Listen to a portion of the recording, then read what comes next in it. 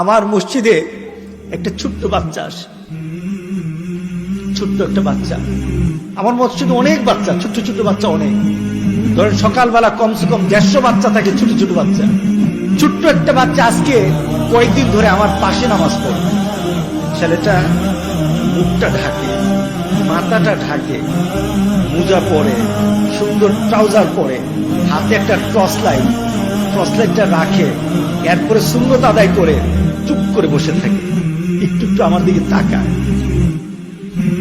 আমি তার গালটা ধরলাম, এত খুশি হয়ে গেছে ছেলেটা।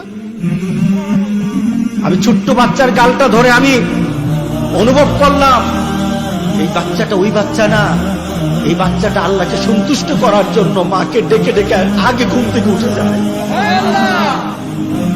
আগে ঘুম থেকে উঠে যায়।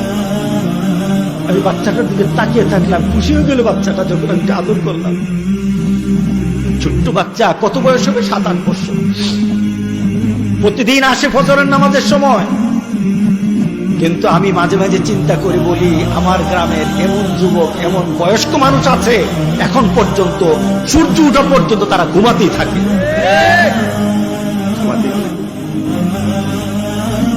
ওই শিশু বাচ্চাটা তার বন্ধুদেরকে নিয়ে, ওই পানিয়া রূপের ছেলেটা তার বন্ধুদেরকে নিয়ে ডেকে ডেকে মসজিদে আনে।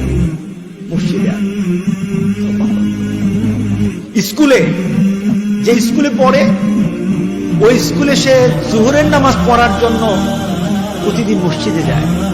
টিচার তাকে নিষেধ করে, আসতে দিল। তার মনে স্ট্রাইক করেছে, মনে কষ্ট লেগেছে, মনের ভিতরে তার একটা পরিবর্তন চলে আসছে। যে শিক্ষক, যে প্রতিষ্ঠান আমাকে নামাজ পড়তে দেয় না, ওই শিক্ষক আর প্রতিষ্ঠানের কাছে আমি কিছু পড়াশোনা করব না, আমি এখানে পড়বই না।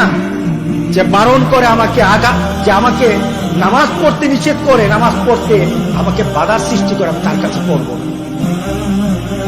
আর বড় ভাইদেরকে বললো যারা নামাজে আসে, ভাই আমি আর স্কুলে পড়ব। কি করবো? আমি মাদ্রাসায় পড়ব। কোন মাদ্রাসায় পড়বা? আমি আড়াইবাড়িতে পড়ব।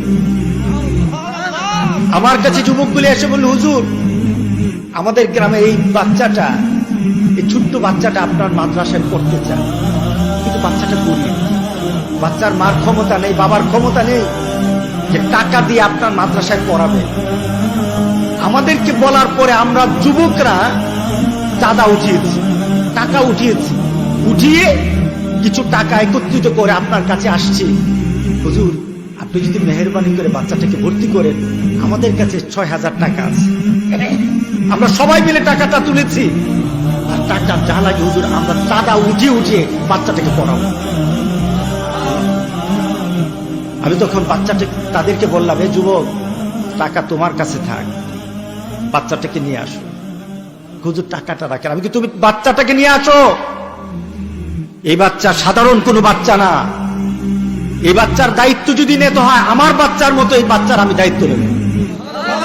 আমার সৌভাগ্য এমন একটা বাচ্চা পাওয়া, এমন একটা বাচ্চা, নেককার বাচ্চা পাওয়া আমার সৌভাগ্য। নিয়ে আসো বাচ্চাটাকে। আমি ভর্তি করে দিলাম মাদ্রাসা। আমার কাছে এখন পর্যন্ত বাচ্চাটা দেখা করে না, আমার মাদ্রাসায় পড়তেছে দেখা করে না, দূর থেকে তাকিয়ে থাকি।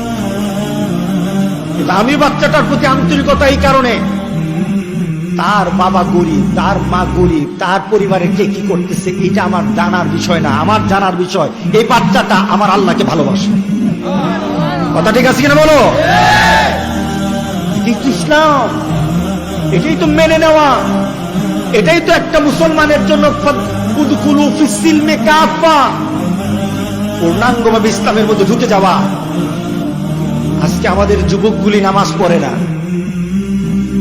মোবাইল ছাড়া কিছু বুঝে না।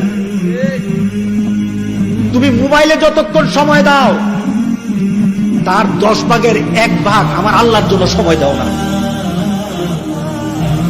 তুমি মোবাইলের মধ্যে তুমি যা কিছু দেখো, ওই দেখাটা দিয়ে তোমার মধ্যে চিন্তা আসে না, যে চিন্তার কারণে তোমার শাস্তি হবে, এই চিন্তা তোমার মধ্যে আসে না, তোমার পরিবর্তন হয় না। তুমি যদি এই পরিবর্তন না হও, মনে রেখে দিও আল্লাহর গজব থেকে তোমাকে কেউ বাঁচাতে পারবে না। আল্লাহর গজব আছে কিনা টের পাইছে? কেমনে টের পাইছে? ঠ্যাং ভেঙে গেছে নাকি? হ্যাঁ, কানা হয়ে গেছে, কিছু আপনি হন নাই। আল্লাহ গজব কেমন ভাবে আপনার সামনে তুলে ধরেন, আপনি টের পান না। গোটা পৃথিবী এখন ডেডলক হয়ে গেছে, গোটা পৃথিবীর এখন মানুষ চলাচল পৃথিবীর এখন হুমকির মুখেও চলে আসছে।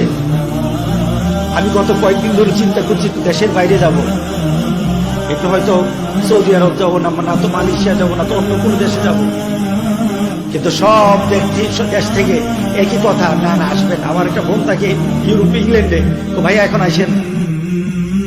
সব দিক থেকে একটা ভীতি। কিসের ভীতি? গজবের ভীতি। কিসের ভীতি? গজবের ভীতি। আপনার ভিতরে যদি চিন্তা চলে আসে, এই গজব তো আসে এয়ারপোর্ট দিয়ে, এয়ারপোর্ট বন্ধ, গজব ঢুকবে না। গজব এয়ারপোর্ট দিয়ে আসে না, গজব আকাশ দিয়ে আসে। আমাদেরকে চিন্তা করা দরকার। ওয়ালা তাত্তাবিউ খুতুওয়াতিশ শায়তান, শয়তান যেটা পছন্দ করে এটা করো না, আল্লাহ রাসূল যেটা পছন্দ করে এটা করো। দুনিয়া তো শান্তি থাকবে, আখিরাতেও শান্তি পাবে। আল্লাহ সুবহানাহু ওয়া তাআলা মুসলমানদেরকে এখনো হেফাজত করতে চান। মুসলমান যদি নিজেকে হেফাজত না করে, আল্লাহ বলেন পৃথিবীর দিকে তাকিয়ে দেখো, গজব যখন আসে আমি নেককার বদকার বাঁচি না, সবাইকে আমি ফ্লাট করে দিই। কথা ঠিক আছে কিনা বলেন? গজব থেকে বাঁচতে হবে কিনা বলেন? বাঁচতে রাজি আছেন? দুইটাই ঘুমাবেন, ফজরের নামাজ কিভাবে পড়বেন? আপনার ভিতরে যদি ফজরের নামাজের আকর্ষণ থাকে, গোটা পৃথিবীর কেউ আপনাকে ঠেকাতে পারবে না, ঠিক না?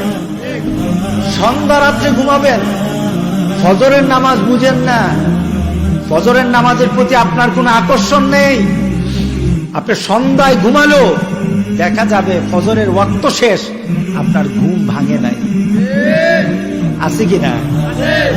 এমনও ব্যক্তি আছে ফজর চলে যায়, সূর্য উঠে যায়, সে উঠতে পারে না। আল্লাহ সুবহানাহু ওয়া তাআলা বলেন, বান্দা তোমার ইচ্ছা অনুযায়ী আমি দিনটাকে তোমার জন্য সহজ বানায় দিই। ফাসানু ইয়াসসিরুহু লিল ইউসরা।